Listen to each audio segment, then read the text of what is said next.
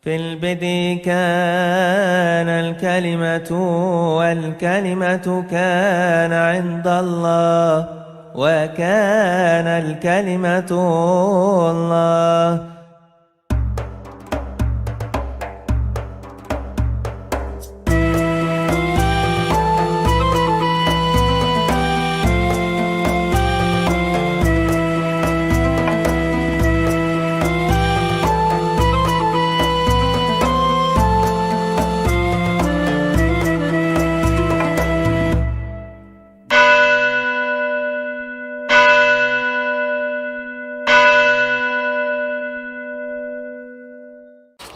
Pada waktu itu Philadelphia itu pernah terjadi gempa bumi. Lalu Kaisar Tiberius pernah memberikan kebijaksanaan untuk bebas pajak pada seluruh rakyat Philadelphia. Sehingga karena rasa terima kasih rakyat Philadelphia pada Kaisar Tiberius, mereka memberi nama baru Philadelphia itu dengan Neopolis, kota baru. Karena untuk memperingati nama Tiberius. Jadi pemberian nama itu penting. Terus aku akan memberikan nama baru. Itu ada kaitannya karena berubah nama itu. Sering berubah nama itu karena kenapa disebut Philadelphia? Karena nama itu untuk mengabadikan kasihnya raja kepada adiknya. Salam alaikum bismillahirrahmanirrahim. Kemarin kita mengunjungi kota Philadelphia. Ada dua kota yang namanya Philadelphia yang berada di wilayah Yordania yang sekarang dikenal dengan kota aman, termasuk salah satu di antara 10 kota yang dinamakan Decapolis. Dan yang kemarin kita kunjungi adalah Philadelphia yang berada di wilayah Asia Kecil yang sekarang di Turki ini. Dan kitab Wahyu mencatat tentang 7 jemaat mula-mula, salah satu adalah Philadelphia, Smyrna, dan termasuk Efesus yang sekarang mau kita renungkan dalam renungan ini. Efesus adalah kota yang paling besar di antara kota-kota yang disebut sebagai jemaat-jemaat dalam kitab Wahyu yang 7 jumlahnya. Nah, apa yang terjadi di Efesus ini? Selain Efesus itu adalah kota terbesar di Asia Kecil waktu itu, kota yang memiliki reputasi internasional, reputasi intelektual, dan di antara 3 kota kuno pada zaman kuno yang memiliki perpustakaan terbesar itu adalah pertama Alexandria yang ada di Mesir. Kemudian yang kedua itu adalah Pergamus, ya, Bergama sekarang juga kita kunjungi dalam ziarah ini, dan Efesus. Kota Alexandria memiliki koleksi 400.000 buku. Kota Pergamus memiliki koleksi 200.000 buku dan Efesus memiliki 150.000 buku. Jadi selain tadi kita melihat itu ada agora atau pasar, kemudian gedung teater, dan salah satu yang penting itu adalah perpustakaan. Tetapi dalam konteks sejarah gereja kuno, kita juga mengenal masa rasuli yang sangat penting, karena Rasul Yohanes anak Zebedius itu tinggal di sini, dan pelayanannya juga luar biasa di kota-kota yang adalah 7 jemaat ini. Beliau juga menulis Injil keempat di Efesus, begitu juga 3 surat-suratnya, yaitu surat 1, 2, dan 3 Yohanes. Sedangkan kitab Wahyu ditulisnya ketika beliau berada dalam pembuangan di Pulau Patmos. Nah, karena eksistensi Rasul Yohanes inilah satu dari 12 Rasul Yesus yang tidak mati syahid, tetapi mati dalam usia tua. Dan yang menandai pelayanan Rasul Yohanes adalah perlawanannya terhadap ajaran-ajaran sesat, khususnya kaum Gnostik, yang waktu pada zamannya itu dipimpin oleh seorang ahlul bid'ah, ahli bidat, yang namanya adalah Kerintus. Itulah salah satu penyebab kenapa surat-surat Yohanes ditulis dengan tekanan melawan ajaran Kerintus yang menjadi mbahnya atau cikal bakal di seluruh aliran Gnostik. Nah, saudara-saudara, ini berkaitan dengan kontroversi soal Natal. Banyak orang yang sering saya sebut sebagai kaum fundamentalisme biblikal. Jadi kalau tidak ada ayatnya dalam Alkitab eksplisit sebatas apa yang mereka pikirkan, itu dianggap tidak ada. Padahal tentu pikiran itu adalah pikiran yang sifatnya ahistori. Nah, saudara-saudara, perintah tentang Natal di mana dicatat dalam Alkitab? Kalau saudara-saudara membaca di dalam surat 1 Timotius pasal 2 ayat 8, itu jelas ada ungkapan yang menunjukkan bahwa Injil yang diberitakan Paulus itu adalah Injil tentang kebangkitan Kristus dari antara orang mati dan kelahirannya dari keturunan Daud. Ingatlah Yesus Kristus yang telah bangkit dari antara orang mati dan yang telah dilahirkan dari keturunan Daud. Inilah yang kuberitakan dalam Injilku. Dan kata ingatlah di dalam bahasa aslinya, yaitu bahasa Yunani, itu adalah bentuk perintah. Ingatlah, mnemoneu, Yesu Kristu, tentang Yesus Kristus. Ekigermenon, ek nekron, yang telah bangkit dari antara orang mati. Ekspermatos David, yang telah dilahirkan dari benih Daud, kata euangelion mau, itulah yang kuberitakan dalam Injilku. Makanya Injil yang diberitakan Paulus itu adalah Injil tentang kebangkitan Kristus. Dalam hal ini adalah Paskahnya. Sebab kalau Yesus tidak dibangkitkan, maka sia-sialah pemberitaan kami dan sia-sialah iman kamu. Dan yang kedua adalah Injil tentang kelahirannya. Dan yang menarik bahwa kata yang diterjemahkan dengan ingatlah, itu adalah kata yang sama yang juga dipakai di dalam Injil Lukas yang menceritakan mengenai perjamuan malam yang dilakukan oleh Yesus bersama murid-muridnya. Dan Yesus mengatakan, perbuatlah ini menjadi peringatan akan aku. Menjadi anamnisin, menjadi peringatan. Dan itu akar katanya sama dengan ingatlah di dalam 2 Timotius pasal 2 ayat 8. Tauto poi ite istin emin anamnisin, ya. Perbuatlah ini menjadi peringatan akan daku. Dan itu tidak hanya dicatat dalam Lukas pasal 22 ayat 19, tetapi juga dicatat di dalam 1 Korintus pasal 11 ayat 24. Lah mengapa kita perlu menekankan kata ingatlah ini? Saudara, kalau membaca Asyaret Hadivarim, 10 perintah Allah.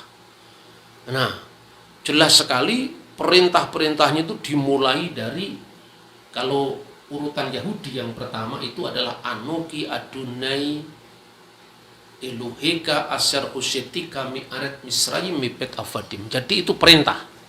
Jadi perintah itu tidak hanya dalam bentuk kata perintah, tapi akulah Tuhan Allah yang kamu sembah, yang membawa engkau keluar dari tanah Mesir, dari tempat perbudakan. Itu adalah perintah pertama Kalau dalam sistematik Kristen itu adalah konsideran dari perintah. Tapi itu tidak penting. Yang penting pokoknya intinya tidak diubah sama sekali.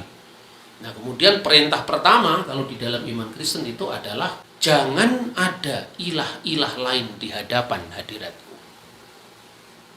Kalau dalam Yudaisme ini perintah yang kedua.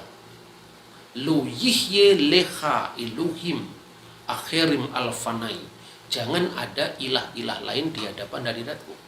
Kemudian perintah yang juga sangat penting adalah digunakan kata ingatlah, persis sama dengan apa yang Paulus gunakan di dalam 2 Timotius pasal 2 ayat 8. Ingatlah, dalam bahasa Ibrani zakor et yom hasabat lihadeso. Ingatlah akan hari Sabat dan kuduskanlah. Maksudnya ingatlah dan kuduskanlah hari Sabat. Karena itu sebetulnya perintah untuk mengingat Paskah dan mengingat Natal itu adalah perintah yang derajatnya tentu sama. Dan bukti bukan hanya sekedar tercatat di mana, kemudian kita berdebat soal gramatika, tetapi perjalanan gereja dari abad ke abad membuktikan hal itu. Gereja selalu merayakan Paskah Yesus, bukan lagi Paskah keluaran dari tanah Mesir, tapi Paskah kebangkitan Yesus. Tapi sekaligus juga sejak tahun 126, Paus Teleporos di Roma sudah merayakan Misa Malam Natal tanggal 24 Desember. Sekali lagi, jauh sebelum kultus Saturnalia tahun 274. Ini selalu saya ulang-ulang untuk melawan teori nderek bebek yang sekedar kwek-kwek-kwek tanpa telaah kritis langsung ikut dan ikut. Makanya nderek bebek setiap tahun itu menjadi bulan salah paham. Nah, sepanjang abad gereja selalu memiliki kidung Paskah, Christos Anesti. Christos Anesti ek nekron tanaton patisas. Kristus telah bangkit, ek nekron tanaton, dari antara orang mati. Persis sama dengan teks yang disebutkan di dalam 2 Korintus pasal 11 ayat 24 tadi. Jelas, ingatlah, sama dengan apa yang ditulis dengan perintah Paskah. Kristus telah bangkit dari antara orang mati. Dan itu dikidungkan di gereja Koptik, gereja Maronit, gereja Yunani Ortodok, gereja Roma Katolik. Saudara bisa bayangkan, Katolik sama Ortodok Yunani berpisah 1000 tahun, tapi tetap Kristus Anesti. Antara gereja-gereja non-Kalsedonian Ortodok dengan gereja Ortodok Kalsedonian sudah berpisah sejak tahun 451 pasca konsili Kalsedon, tetap saja dinyanyikan. Al-Masihu qamin bainil amwat wa watiyal mauta bil maut wa wakhabal hayata lil ladina fil kubur.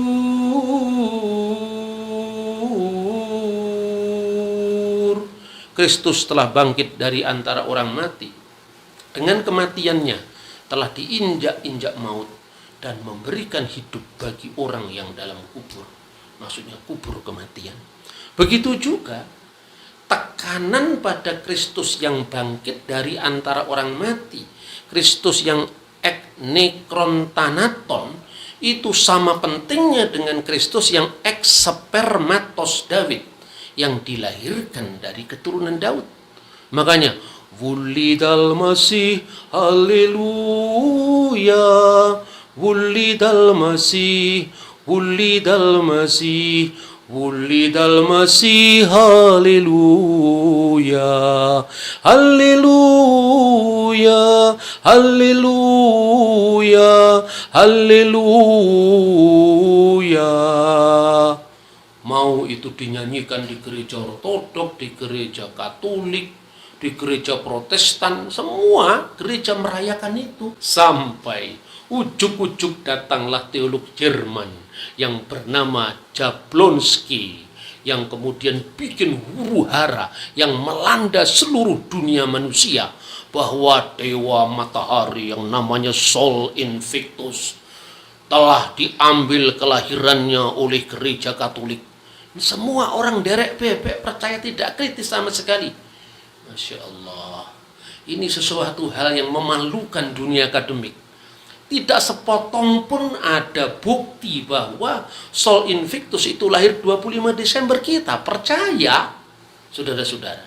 Nah, yang kedua, siapa yang sesungguhnya pertama kali menyangkal Natal?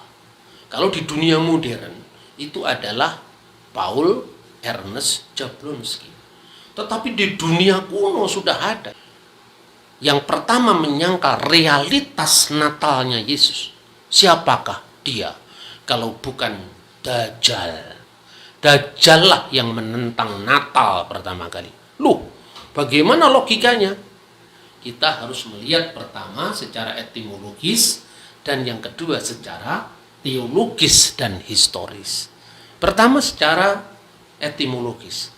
Kata Dajjal dalam bahasa Arab itu bukan vocabulary Islam, bukan. Al-Quran tidak menyebut kata Dajjal, dan kata Dajjal itu adanya di dalam hadis Rasulullah SAW. Tetapi kita tahu bahwa Nabi Muhammad itu lahir tahun 571 dan beliau ini sedo itu meninggal maksudnya tahun 632. Dan kata Dajjal itu tentu muncul tidak di zaman Nabi Muhammad. Dan orang-orang Kristen juga tidak tahu ini kebanyakan. Mereka yang berasal dari tradisi barat, tradisi modern itu sama sekali nggak tahu. Kata Dajjal itu pinjaman dari bahasa Aramaik. Dan bahasa Aramaik itu adalah bahasa yang digunakan sehari-hari oleh Kanjeng Gusti Yesus Kristus. Dan itu tampak sekali dalam Alkitab yang ditulis dalam bahasa asli Kristus, yaitu Pesito atau Pesita. Nah, kata Dajjal itu berasal dari kata Dagala. Dagala itu maknanya ada dua. Yang pertama pseudo, artinya palsu, dan yang kedua itu anti, artinya melawan. Itulah sebabnya sekalipun Kristus berbicara sehari-hari di dalam bahasa Aramaik, namun demi menjangkau universalitas pewartaan Injil, Injil ditulis di dalam bahasa Yunani, dan dalam bahasa Yunani diterjemahkan dengan dua. Matius pasal 24 ayat 24 dan Markus pasal 13 ayat 22 menerjemahkan dengan pseudo Kristos, Kristus palsu, Al-Masih palsu. Sementara di dalam surat-surat Rasul Yohanes yang ditulis di Efesus, makanya ini pentingnya kota Efesus, itu digunakan kata anti Kristus. Bagaimana teks bahasa aslinya di dalam bahasa Aramaik? Nekumun ger mesihe dagale wa nabiye dekadabuta. Nah, akan bangkit Masih Dajjal, Masih Dajjal. Jadi akan bangkit Kristus palsu. Di sini digunakan kata jamak mesihe dagale. Wa nabiye dekadabuta, dan nabi-nabi palsu. Itu disebutkan di dalam Matius pasal 24 ayat 24 dan paralelnya di dalam Markus pasal 13 ayat 22. Lalu di dalam surat Yohanan yang pertama pasal 2 ayat 18 itu juga disebutkan di dalam bahasa Aramaik. Dati Mesiha Dagala, akan datang Al-Masih Dajjal, digunakan bentuk tunggal. Akan datang Date Mesiha Dagala, akan datang Al-Masih Dajjal. Dan sekarang ini telah muncul Dajjal, telah muncul Al-Masih Dajjal. Vihasa wau sakiye mesike dagali. Itu di dalam teks bahasa asli. Jadi Masih Dagala itu bentuk tunggal, Mesihi Dagale itu adalah bentuk jamak.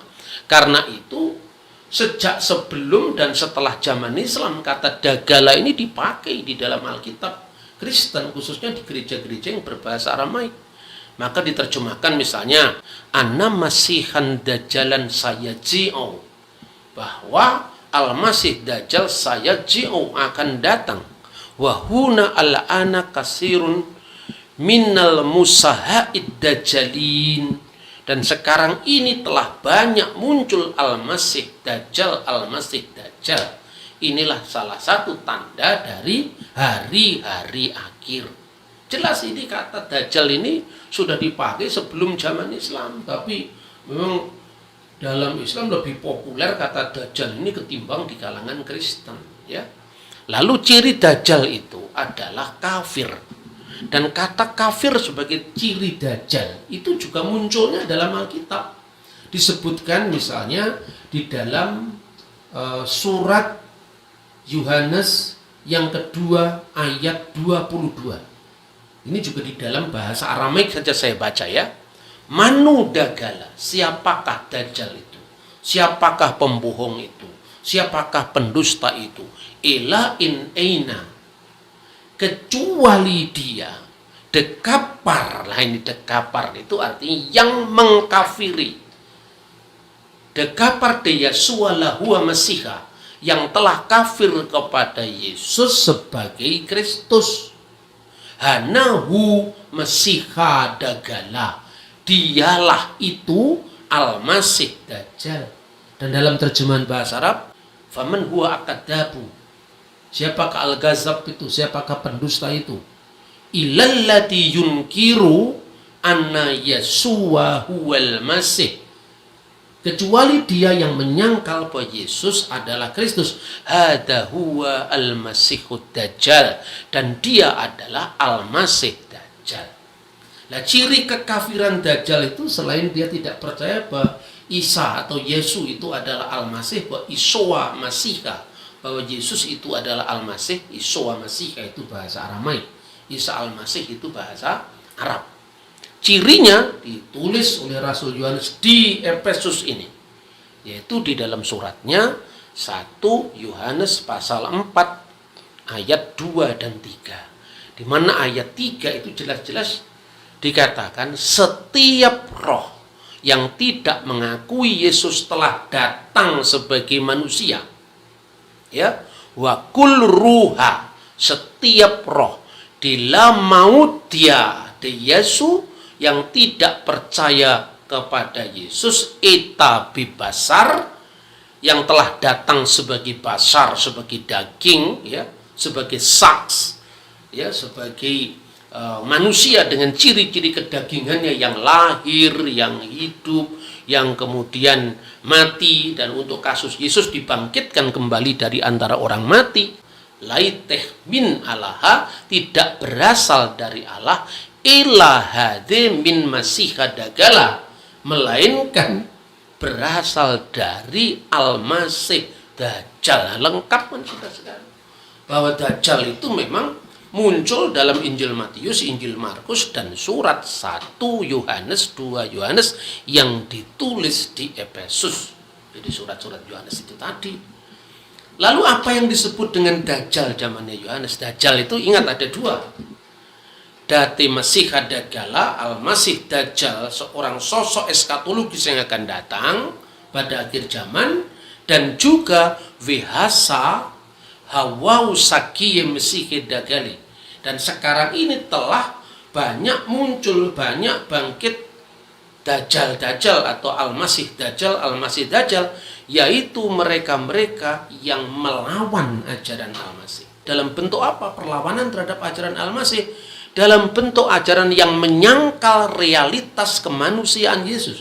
Padahal Rasul Yohanes jelas-jelas menegaskan Kehologos saks eginito, dan firman itu telah menjadi daging, bahwa hadabar itu telah menjadi basar, bahwa milta itu telah menjadi basar, menjadi daging. Milta itu firman, firman telah menjadi daging, al-kalimatu sara jasadon, dan firman itu telah menjadi manusia. Karena penyangkalan firman itu menjadi daging pada zamannya Korintus, berkembang lagi pada abad-abad kemudian, pada zamannya Markion, nanti Basilides. Intinya pokoknya Yesus tidak pernah benar-benar jadi manusia, karena dia sangat dipengaruhi oleh filsafat Neoplatonisme, bahwa logos itu bukan theos dan bukan antropos. Logos itu bukan Allah dan bukan bagian dari kosmos, bagian dari alam semesta. Maka dia bukan manusia. Sebab perbedaan antara logos dalam filsafat Yunani dan logos dalam Injil Yohanes itu bertolak belakang, bagaikan siang dan malam. Dalam filsafat Yunani, logos itu entitas pengantara yang bukan Allah dan bukan manusia. Di dalam Injil Yohanes jelas-jelas ditegaskan, en arki in hulokos ke hulokos in prostontion ke theos in hulokos. Pada mulanya adalah firman, dan firman itu bersama-sama dengan Allah, dan firman itu adalah Allah. Pada pihak lain juga ditegaskan, ke hulokos saks ikinito, dan firman itu menjadi manusia. Jadi bertolak belakang bagaikan siang dan malam. Jadi logos di dalam filsafat Yunani itu bukan Allah, bukan manusia. Antara, baina, dia bukan Allah, bukan manusia. Dalam iman Kristen, logos itu adalah Allah sendiri, dan pada pihak lain logos itu adalah manusia. Inilah yang melatar belakangi apa yang dikatakan oleh muridnya Yohanes sendiri, muridnya Petrus sendiri, yaitu Ignatius dari Antioquia, bahwa yang pertama itu keluar dari Maryam, yang kedua keluar dari Allah. Yesus yang keluar dari Bunda Maria, yang Marias, itu kemanusiaan Yesus yang dikenal dengan Al-Masih Ibnu Maryam, Al-Masih putra Maryam. Tapi di pihak lain ektheos itu artinya firman Allah yang keluar dari wujud Allah. Sabdo langgeng kang mijil saka Gusti kang moho langgeng ing jaman kelanggengan. Firman Allah itu telah menjadi manusia itu sekarang. Tetapi praeksisten, praada sang firman itu in the beginning, pada mulanya, bersama-sama dengan Allah, karena firman Allah itu seperti pikiran manusia ada dalam diri manusia bersama rohnya. Begitu juga logos toteu, firman Allah, dabar Elohim, kalimatullah, itu berada dalam wujud Allah, tanpa permulaan, tanpa akhir. Dan itu bisa dibedakan dengan kemanusiaan Yesus yang nuzul ke dunia, yang nazala minas samai wa tajasada min rohil kudus wa min Maryam al-adra wa ta'annas, yang telah turun dari surga oleh kuasa Roh Kudus dan menjadi manusia melalui perawan Maria. Itu jelas sekali. Dan bukti-bukti dalam sepanjang sejarah gereja. Makanya pada zaman setelah Rasul Yohanes muncullah ajaran bidat yang dikenal dengan Markion. Markion itu punya ajaran yang namanya doketisme, berasal dari kata dokein, tampaknya. Jadi Yesus itu tampaknya manusia, tapi bukan benar-benar manusia. Makanya karena tampaknya manusia, ingat ini, Yesus tidak pernah dilahirkan, sebab dia bukan manusia real, bagaimana lahir. Maka muncullah bencana yang luar biasa harus dihadapi oleh gereja, dan gereja tegas menganggap ajaran Markion ini adalah ajaran yang keluar dari kebenaran ilahi. Kenapa? Karena jelas sekali Markion itu secara kurang ajar mau nyeleksi kanon perjanjian baru.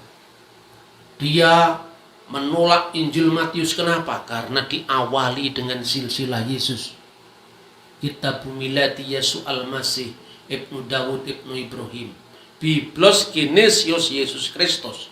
Ada silsilah tentang Yesus Kristus. Toledot Yesua Hamasiyah. Ada Sefer Toledot Yesua Hamasiyah, ada silsilahnya.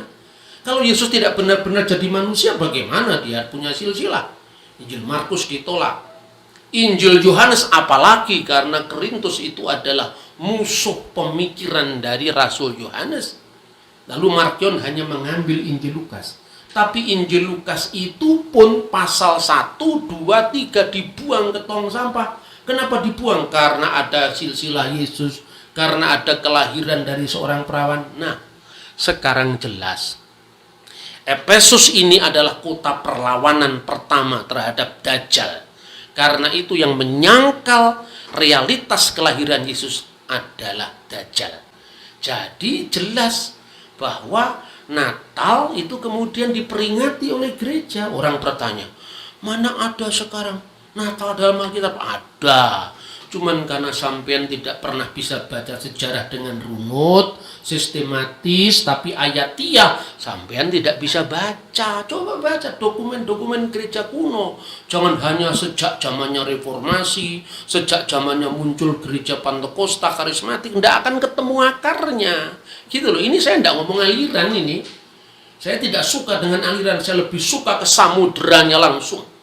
Nah, itu saudara-saudara. Jadi Efesus ini penting sekali di dalam perjalanan sejarah gereja karena mengungkap jejak pertama kekafiran Dajjal yang menyangkal Natal. Itulah sebabnya pada abad-abad berikutnya, dan itu sudah diawali oleh perintah di dalam 2 Timotius pasal 2 ayat 8. Sudah diawali, makanya kemudian gereja menentukan di dalam buku-buku dokumen yang dikenal dengan Didaskalia Apostolorum. Nah, fundamentalisme lagi gugat, di dalam Taurat yang ada cuman ada 7 perayaan, tidak ada itu perayaan yang lain. Anda juga baca tidak lengkap, itu lebih Yahudi ketimbang orang Yahudi. Coba itu baca di Yohanes pasal 10 ayat 22. Yesus datang merayakan perayaan penahbisan bait suci. Sampai hari ini kita bisa melihat kaki Dian Hanukiah yang bercabang 9 itu. Dan di mana sekarang perayaan Hanukkah itu diinstruksikan dalam Taurat? Tidak ada. Karena itu terjadi pada masa intertestamental. Toh Yesus merayakan Hanukkah. Nah sekarang kalau Hanukkah itu adalah perayaan penahbisan bait Allah yang fisik, bangunan manusia yang bisa dihancurkan oleh Jenderal Titus. Kenapa Anda anti Natal kepada tubuh Kristus yang telah lahir dan telah bangkit, dan tubuh itu disebut bait Allah yang baru di dalam perjanjian baru? Makanya marilah kita kembali pada suksesio apostolik dari zaman para rasul. Awasilah ajaranmu supaya kamu tidak disesatkan oleh dajjal-dajjal modern. Tuhan memberkati kita. Shalom alaikum. Bishem Hamasyiah.